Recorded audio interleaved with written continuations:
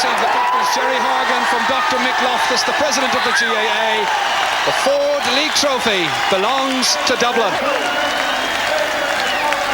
Down for Liam Fennelly, who's had a very quiet afternoon. And here he is now. Can he sew it up?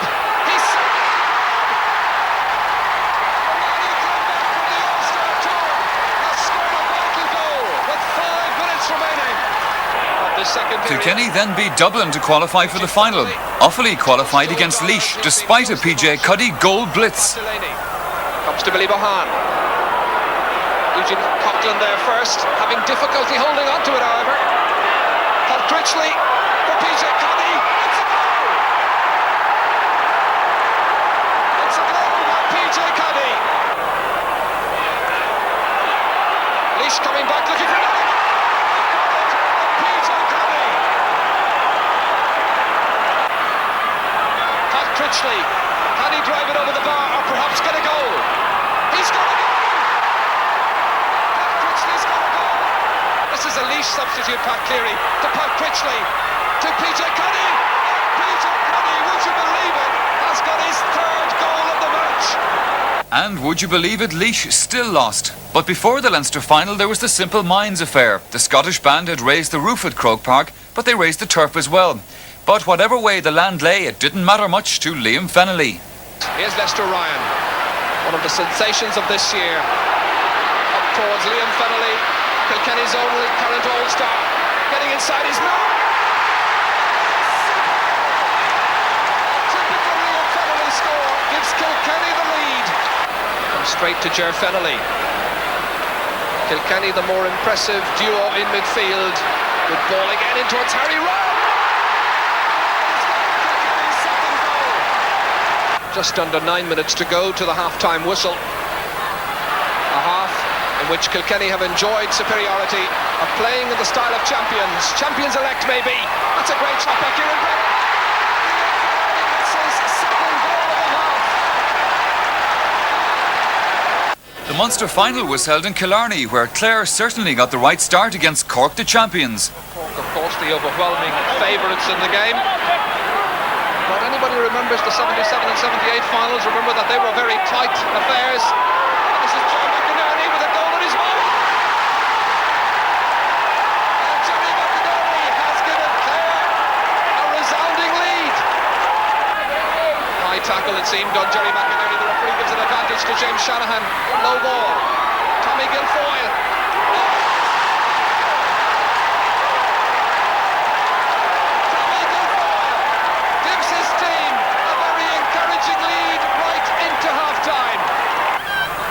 But it was not to be. Cork were a different team in the second half, and this is how they retained their Munster title. Jimmy Barry racing inside.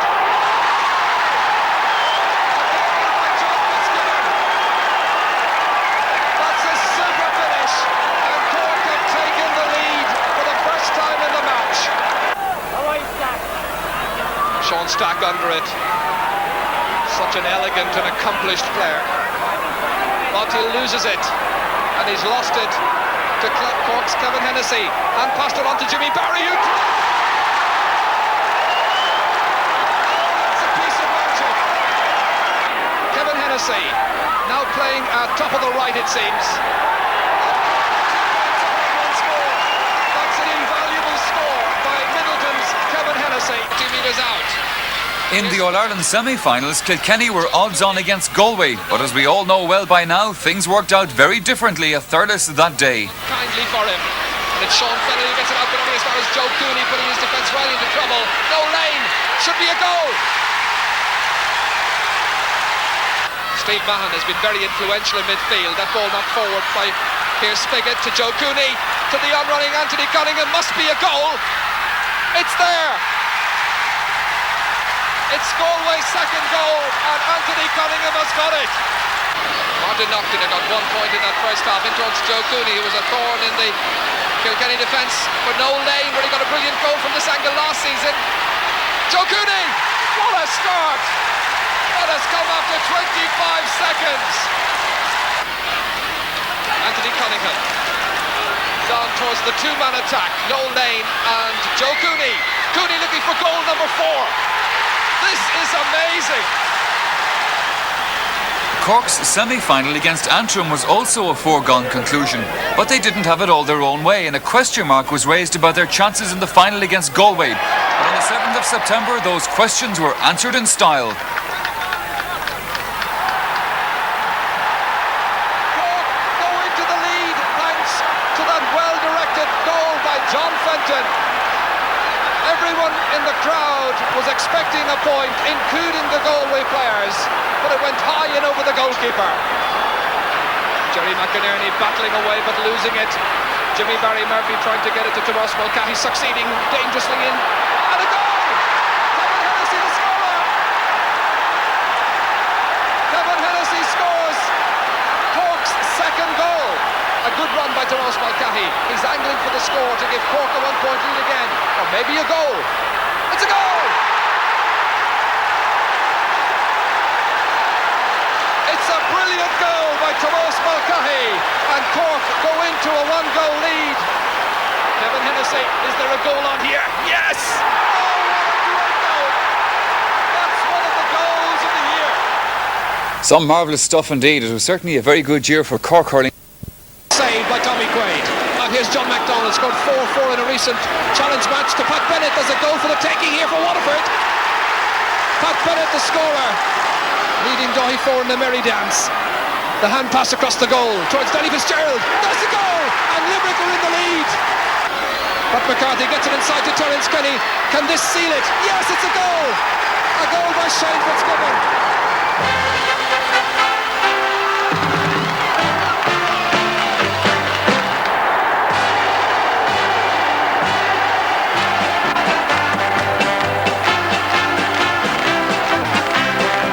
Final against Cork, while their supporters were getting ready to celebrate. Johnny Doyle gets it away to his brother Michael. Now Tom Cashman here, the number 5. 3 Tipperary men and they take it away from him. It comes to Noel O'Dwyer. Noel O'Dwyer from the right angle. The Munster title was going back to Tipperary for definite now, it seemed. But with minutes left, their jubilant supporters of Thurles were stunned into silence. Tomas Mulcahy, Pat Hartnett is on his own. John Sheedy, Tony O'Sullivan. Jimmy Barry Murphy, Tony O'Sullivan has got it. Tony O'Sullivan's probing shot. That's it, yes, no, yes. Goals to haunt Tipperary for the rest of the decade. A year later, they were back in the Munster final, but again they just couldn't get the upper hand of Cork.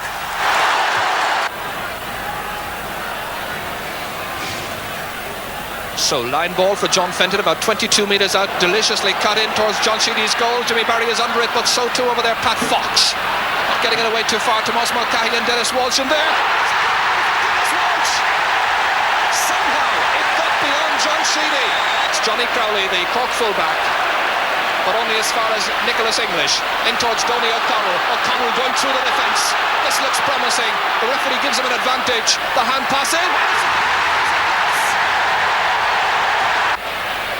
Jerry Stapleton kept it in play neatly up towards Liam Maher. Holds off the challenge of Tom Cashman. Right in towards Gerald O'Neill again, looking for another goal. Blocked down. Seamus Power. Michael Doyle raiding. And it's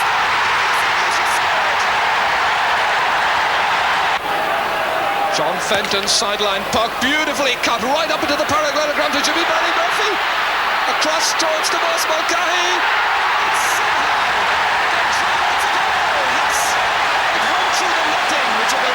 John Blake. An easy tap forward for Kevin Hennessy as they hold possession, eluding the challenge of Donnie Keeley. He played full forward the last day. Was a little unhappy in that position, I feel. In towards Jimmy Barry Murphy again, but knocked out by Jack Berrigan. Only as far as Pat Hartnett, crossing the 45-40 metre line. Jack Berrigan again is under it with Tomas Mulcahy. Half blocked down by Jack Berrigan again, but trying to get it forward. Here's John Sheedy, left it behind. It's another goal.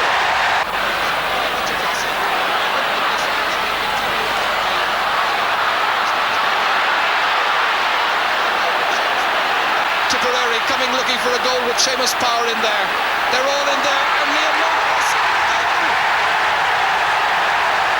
as Dermot McCurtain gets it again. That time it stopped in there, drops down towards Thomas Mulcahy, but the referee seemed to blow the whistle. He's allowed play continue. For a minute he seemed to be running in there to award a free. This time he's held up play. Yes, I think he had blown the whistle, but they didn't hear it. John Fenton, who scored a goal from a penalty in the semi-final against Limerick. His team 1 point in front. This to be the insurance score. Philip Kennedy. Dermot McCurtain to Tom Cashman, playing it too short really in championship fare. That's costly.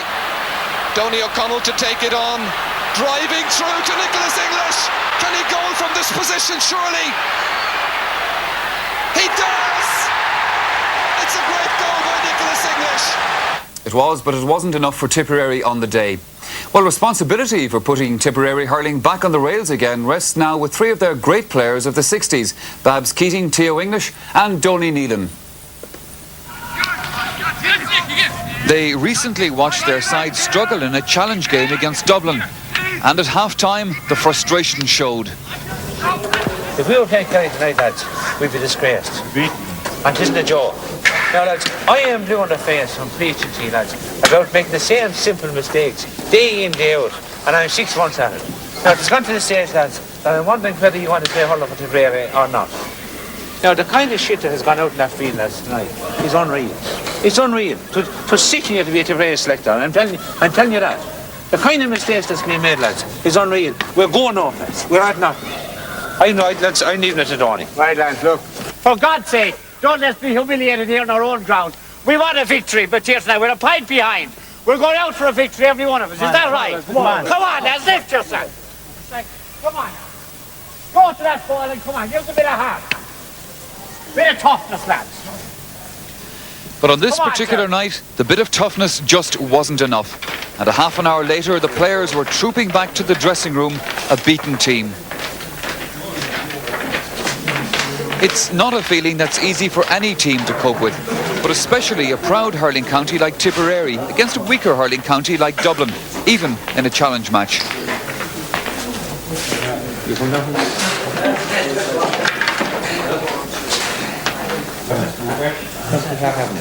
Just the answer to the station. No. The bones are weary after the exertions of battle. And there were a few cuts and bruises as well.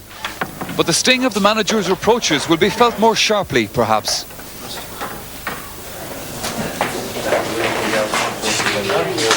Okay, lads, we learned something tonight, hopefully. Make up your minds between now and the Clare event. That there's nothing else to be thought of, lads, only training and hurling. You can see out there the mistakes that were made tonight. You're not fools. And we're not fools looking in and seeing the mistakes that were so obvious. In relation to training, lads, looking in, Dublin were miles fitter than we were. Miles fitter than we were tonight. So, any plans you have, lads, about going to Soho or any place like that for the weekend, I think you should shelve them. Okay. Welcome back, Nicky. It's nice to see you walking on two legs again. And from an English of the present team to one of the past, THEO English, hoping to see Tipperary rise again, perhaps. I know what happened. And lads are very keen to win an All-Ireland. You know yourself, didn't win an All-Ireland since 71. They're going to be keen at this stage. Like a lot of lads are coming to the end of the set or two. Either this year or next year, the very latest. A lot of lads never get a chance of winning an All-Ireland. I think if the Tipperary don't win an All-Ireland this year or next year, they don't want to win it. We're down and out, and certain nights leaving here too. You know, we see some poor performances, and we saw a few poor performances out there tonight from people that you'd expect more from, and you know, but sure, we have to keep up the head. I think some of our players, they've gone through an awful lot in local matches. Personally, had 3 matches in 4 nights. Our players are a bit physically tired, and maybe a bit mentally, and I think we'll be all right. Well, I'm sure that all Tipperary are hoping that they will.